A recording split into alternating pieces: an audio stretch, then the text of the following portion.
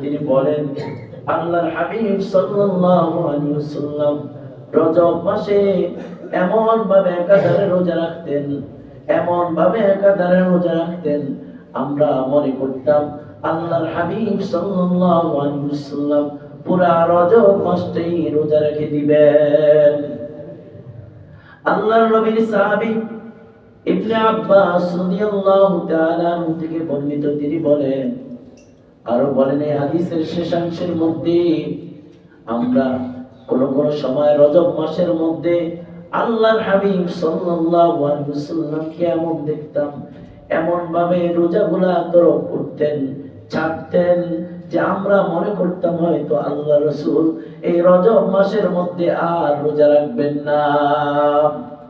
তাহলে এই হাদিস থেকে দুইটা জিনিস জানতে পারলাম। একটা হলো রজব মাসের মধ্যে আল্লাহর হাবিব এত বেশি রোজা রাখতেন, এত বেশি রোজা রাখতেন যে সাহাবায়ে কেরাম মনে করতেন পুরা মাসটাই রোজা রেখে দিবেন।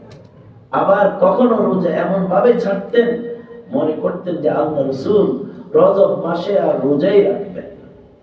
তাহলে মধ্যম পন্থা, আমাদের সামর্থ্য অনুযায়ী দিন নির্ধারণ না কইরা এই মাসের মধ্যে বেশি বেশি করে রোজা রাখার জন্য চেষ্টা করা।